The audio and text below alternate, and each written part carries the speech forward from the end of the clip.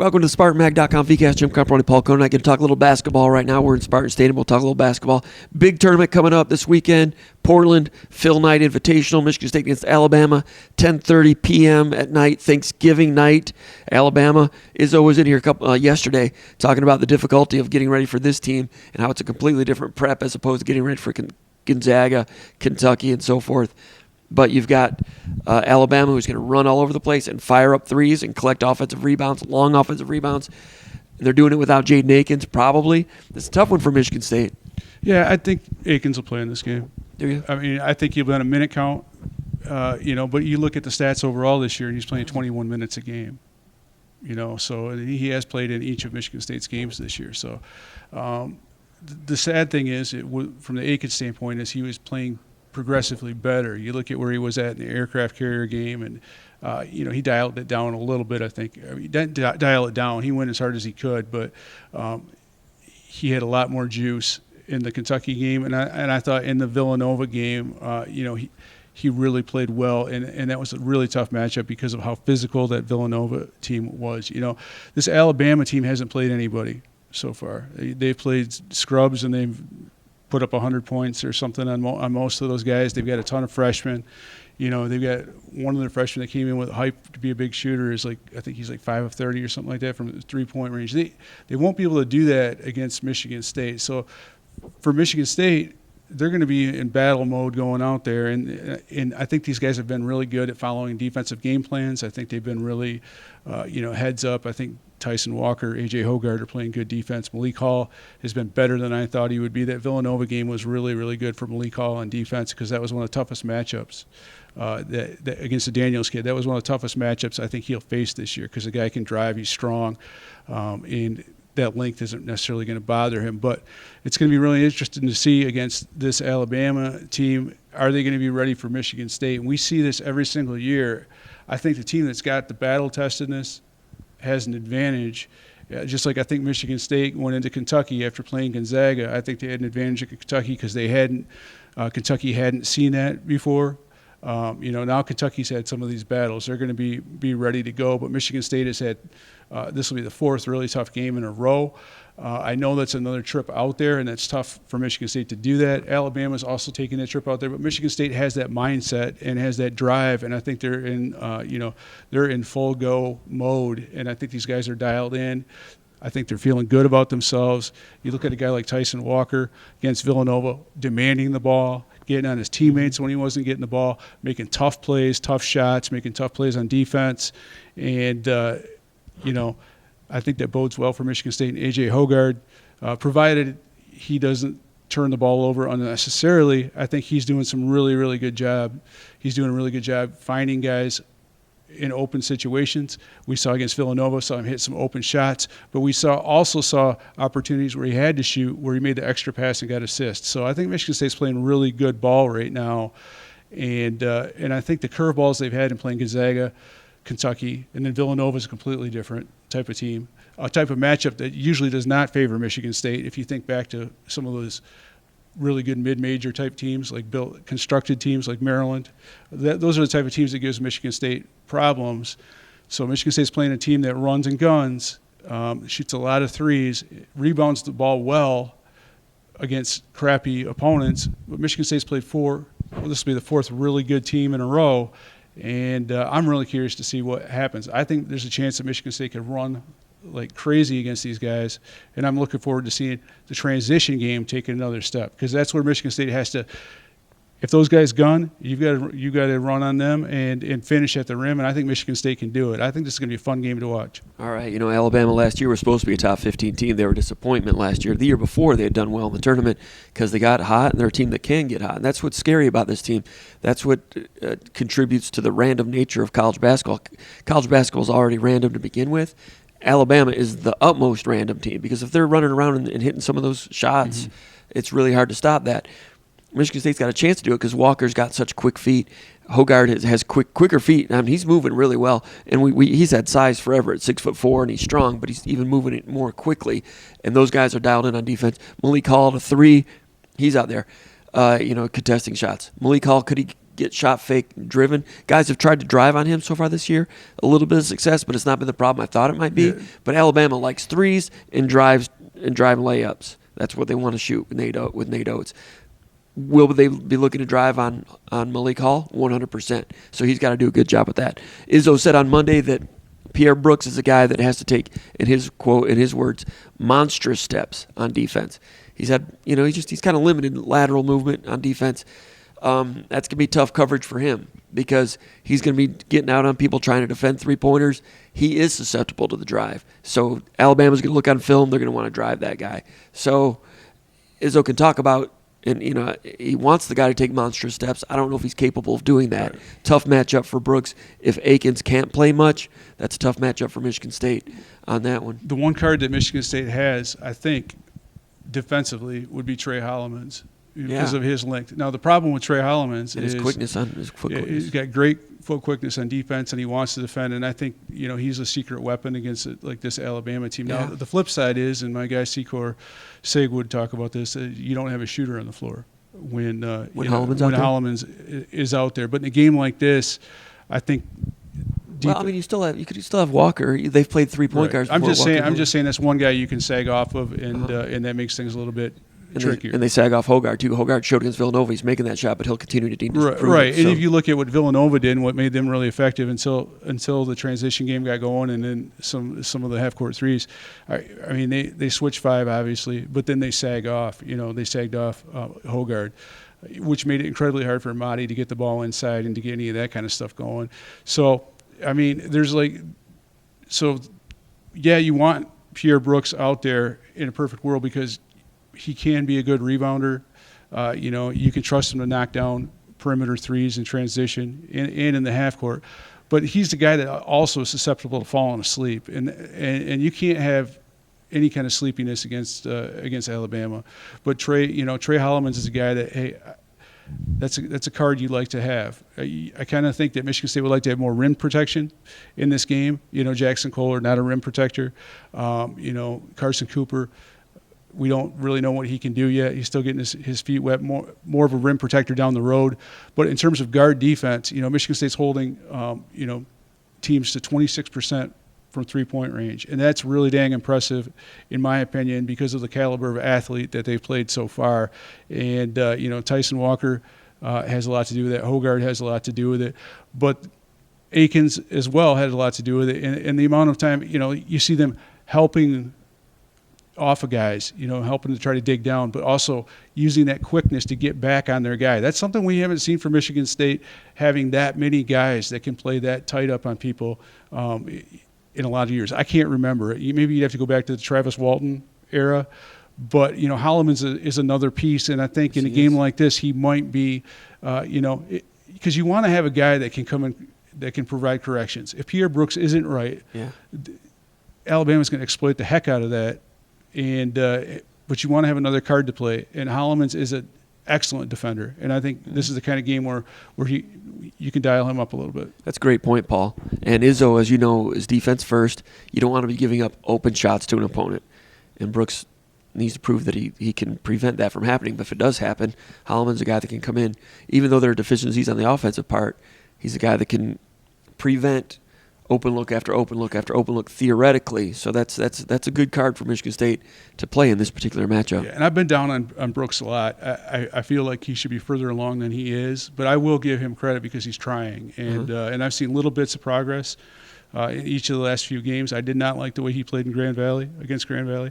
I did not necessarily like the way he played defensively against Northern Arizona. But I think in each of these games, from Gonzaga to Kentucky to Villanova, I think he's made some steps. Now, he's a guy that Izzo is going to be on all season long, just like he was on Aaron Henry when he was a freshman. And I don't know if Brooks can get to where Henry was by the time he was in the NCAA tournament, because he was a pretty darn good defender as a freshman. I don't think that's going to be the case. But I think Izzo is going to get him to play as good a defense as he can play right now, and they need that from him to the point where maybe he isn't diminishing returns. Maybe he's not a hollow scorer that gives up more points than he scores. I think that Izzo's going to get a lot out of him, or try to, And we'll see if Pierre gets there. But I think he's trying, and that's a good step. It's an important piece. Michigan State could really use something from him off the bench because he can score. He's a shooter, so that's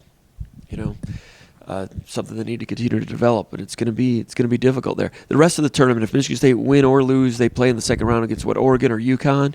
Oregon played the other night against someone. I've forgotten that one already. So Oregon's a really big team. Like Izzo mentioned, like one of the tallest teams out there. I think Houston. They played Houston the other night, right? Yeah, and Houston, I think based on what I've seen, they might be the best team in the country. Because their name is Houston, they're 3 instead of 1 right now, in my opinion. But I like Houston. But Oregon is a team that's got all kinds of size. It's weird because their roster has gone back and forth so many times in the last few years where they're not always that big. But that's a game where I think you got, having guys like Joey Hauser and Malik Hall, some big guys, they can do some things. Malik Hall might be when you think of some of the teams that they're going to be playing, he might be the most important piece for this whole puzzle this week. Can he stay out of trouble, foul trouble? Again, I don't think he's going to find many dudes.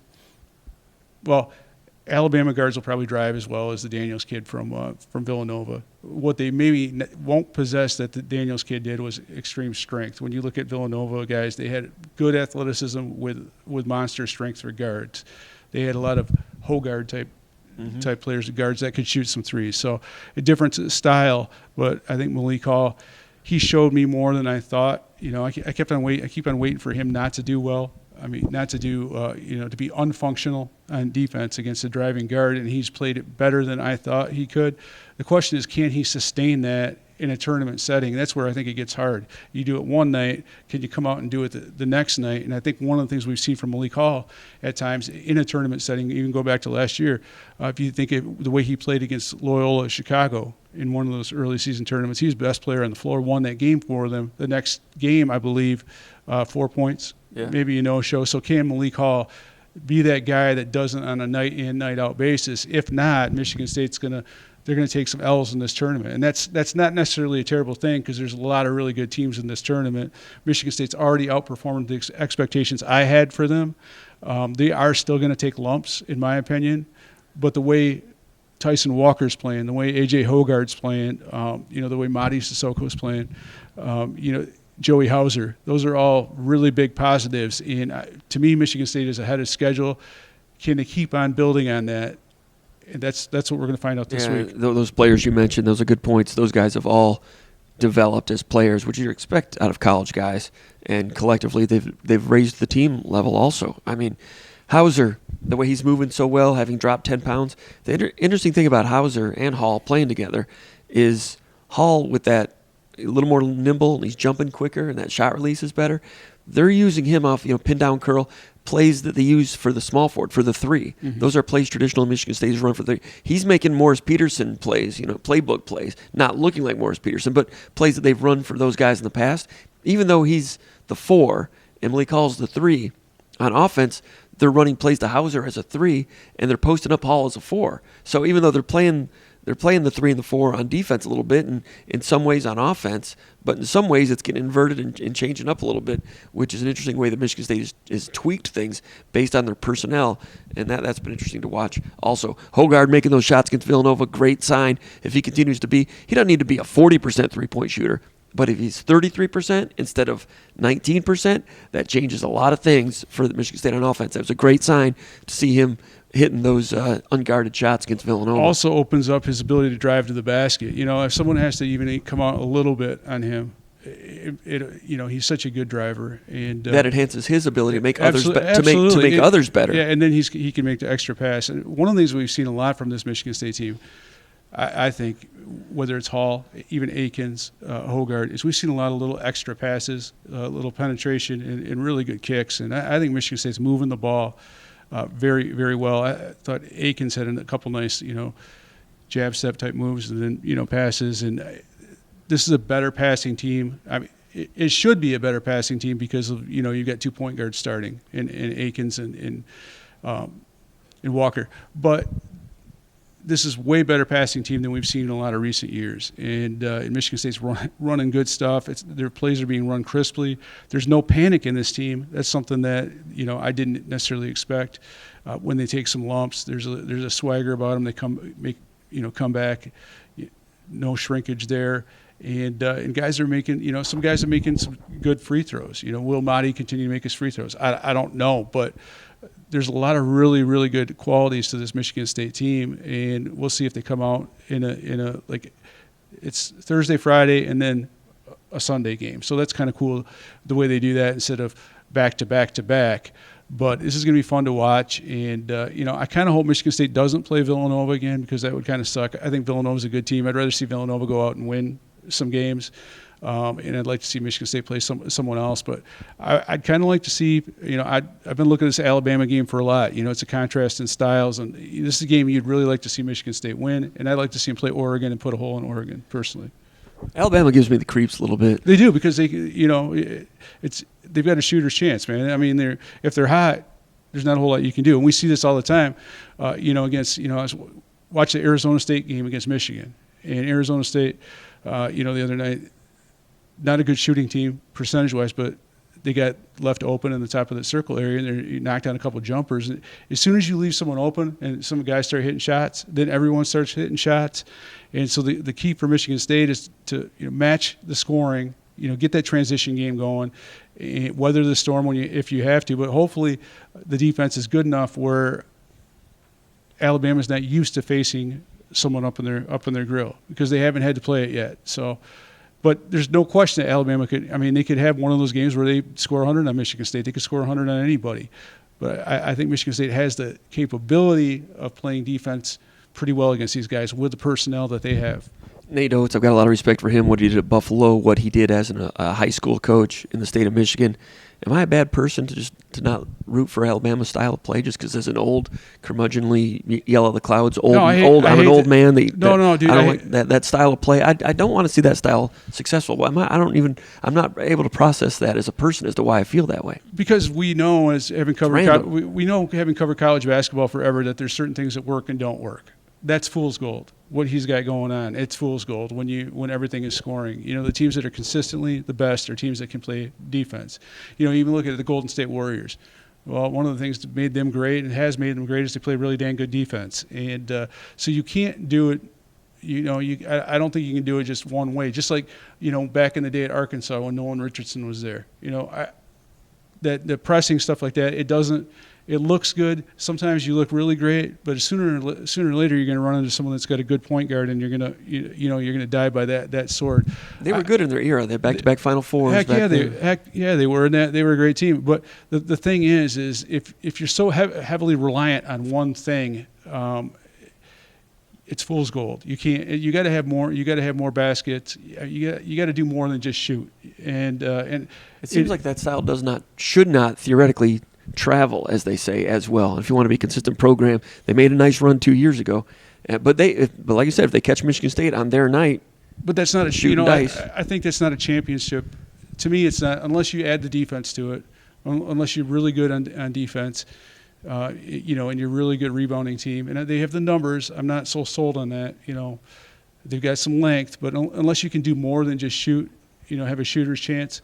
That's not, to me, a style that wins championships. Now, I feel the same way that you do, and it's not just you or me, two old guys. It's other people I've talked to in basketball circles that just don't like that style of play because I think, it's not, to me, it's not like the complete game of basketball.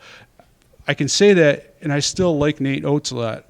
I've got a lot of personal respect for him. When I was doing a lot more basketball recruiting before the kids were born, and I was out watching a lot more games all around the state, I can't tell you how many times I ran into Nate Oates when he was a varsity coach going on an off night filming games of potential opponents. So this is a guy that hustles. This is a guy that works his tail off, and this is a guy that's paid his dues. So he runs a style that you would think is a flash-in-the-pan style, but he's not a guy that's a flash-in-the-pan dude. He's worked his way to where he's gotten, and I have a lot of personal respect for him. I don't respect the way they play basketball or that style. He claims that the metrics pay off in the long run. Well, so lots of people do, and I think I understand it. Maybe, but you watch.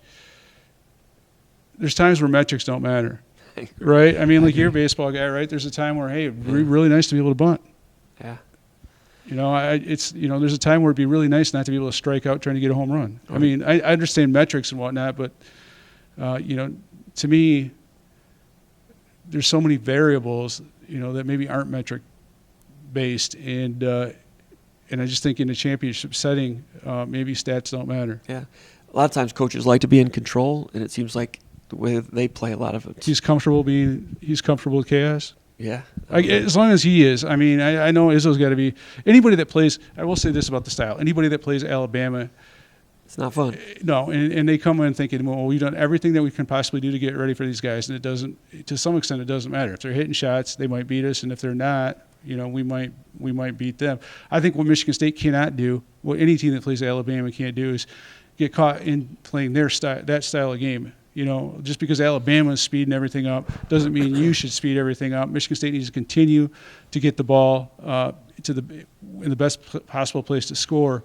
And, you know, you see that, like when you like that Villanova game, they had Tom Izzo inside the huddle deal, and I was watching it back, and he was saying, "Hey, man, we're not playing their game. That's their game to slow it down." Yeah. Well, the flip side of that is also true when you play a team like Alabama that speeds you up.